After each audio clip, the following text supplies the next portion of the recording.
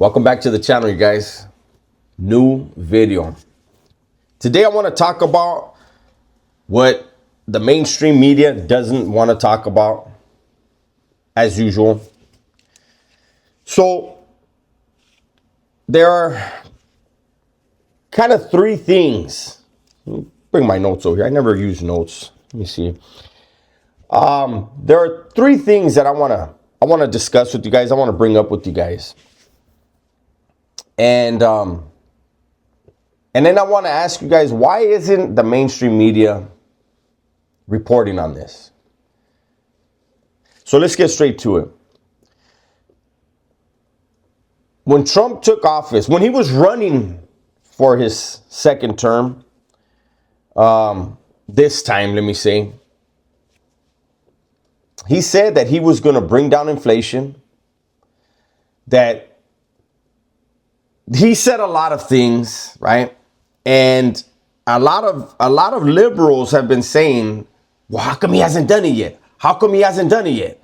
You know, and he's been in office 2 months. 2 months, and he's got Ukraine, and this is separate. He's got Ukraine to agree to ceasefire. He's got Russia now saying they're very interested in the ceasefire. 2 months. But years under the former administration, and all we did was pour money into killing people. At the end of the day, that's all we were pouring money into. Not let's find a solution to bring peace so that people don't have to die. No. It was let's throw money and let's throw treasure into another country's war so that they can kill each other off and kill each other off. That wasn't good for us. It wasn't good for them. So it's all on the table now. They're going to have to do some discussions. I'm pretty sure in the next 30 to 45 days, that thing will be settled. Will it be perfect initially? No, it won't. But it'll be a whole lot better than what it was under the last administration. Now, we were hearing over and over the price of gas. Why is the price of gas so high under Trump? Well, if we go back to his first presidency, the price of gas was low. How did the price of gas go up so high? Well, as soon as Biden got in office, he decided that he did not want us to be energy self-sufficient, energy independent. No, he wanted us to still have to rely on OPEC and other countries who do not have our best interests at heart. So he cut that pipeline. Remember? We remember. Immediately when he cut that pipeline job, they said there was probably 50,000 people that lost jobs, 50,000 Americans who lost their jobs. Thanks, Joe Biden. So,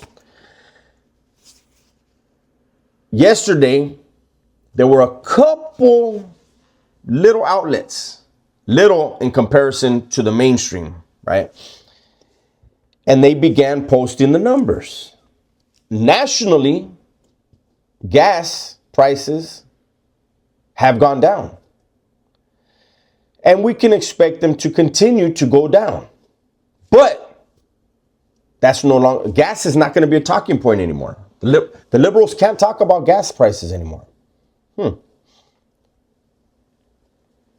We were hearing about the eggs. Oh my God, the eggs, the prices of eggs. Donald Trump is so bad and this administration. So, just like what happened with gas, it was the policies enacted by the former administration that caused gas prices to go up. Before Biden left office, supposedly, in order to combat the bird flu, he ordered the slaughter of over 1 million chickens. I don't know the exact number, but I know it was over 1 million.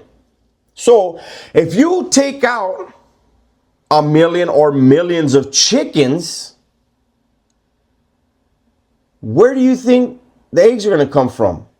The cows? Doesn't work that way, people. I think we know, the people that watch my channel know this, right? And so once again, this is something that was a direct reaction to a policy or an enactment of the former administration. Now, more chickens are being born, so more eggs will be produced. Unsurprisingly, the price of eggs nationally is going down. The mainstream media don't want to talk about that anymore, right?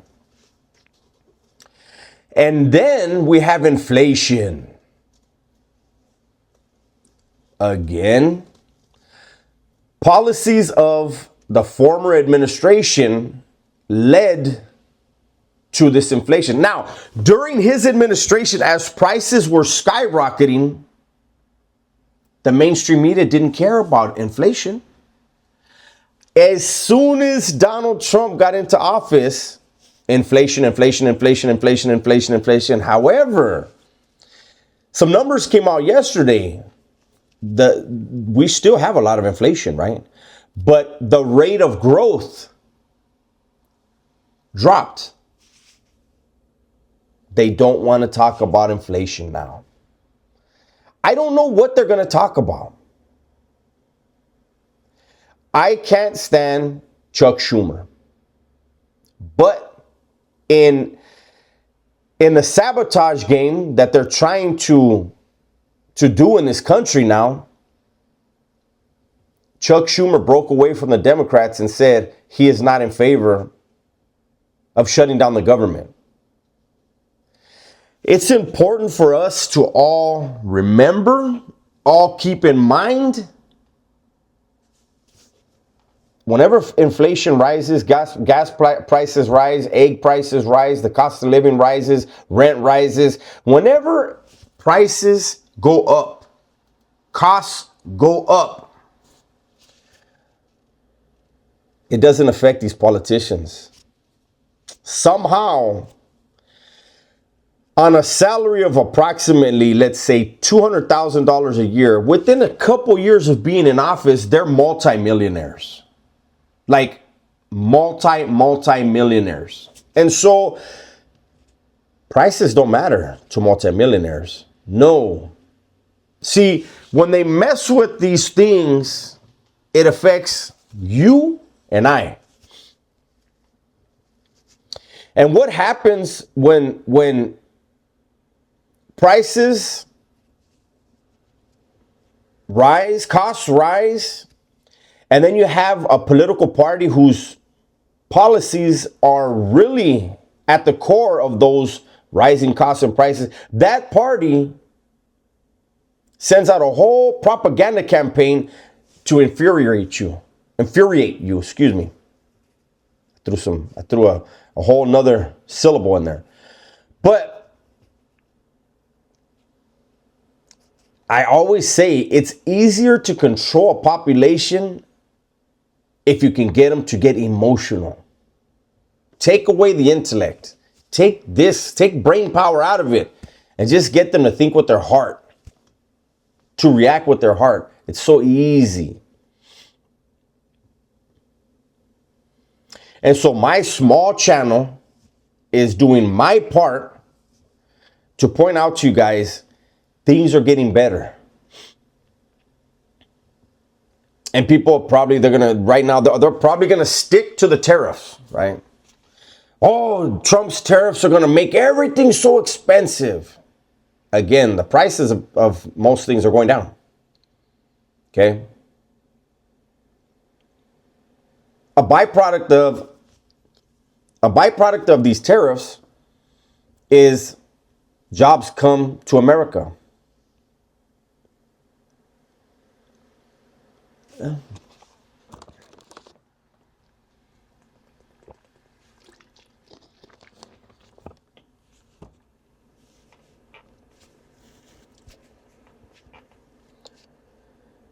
Countries just move factories into the United States. Whatever is being tariffed in their homeland is not going to be tariffed if it's built, made, produced, manufactured here. I said this the other day and I'll say it again. People who are a party that only sees the boogeyman, only sees the negative, and never wants to say, you know, if things work out the right way, this could really be a good thing for America. That is a party, and those are the people that you need to question their motives. See, I see a party that is drunk off of power, afraid of losing power, not concerned with you and I. I can't support that. That isn't the American way. And how is it that an old crook, an ex-criminal and convict, someone who served almost 28 years in California prisons, jails, juvenile halls, facilities, whatever, how is it that someone like me is able to use common sense and see, I like what's good for me and my family and my country and my nation. I don't like what's not good for us. And so I put out these videos, and I'm not someone that's going to use $1.50 words. I speak just like you. I speak like a lot of people who are still living the life that I used to live. And I speak from the heart. I could get, you know, my point of view is not welcome in a lot of circles. But it doesn't mean that it doesn't need to be said and that people shouldn't hear it.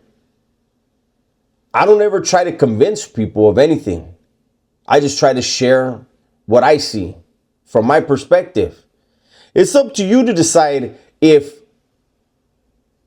you should look into it. I always tell people, don't believe me. I'm just showing you the way. You need to investigate it and figure out if that's a path you want to be on. That's my video for today. Hopefully you guys enjoyed it. Everybody, please be safe, be smart, and tell the ones you love that you love them. I'm out of here.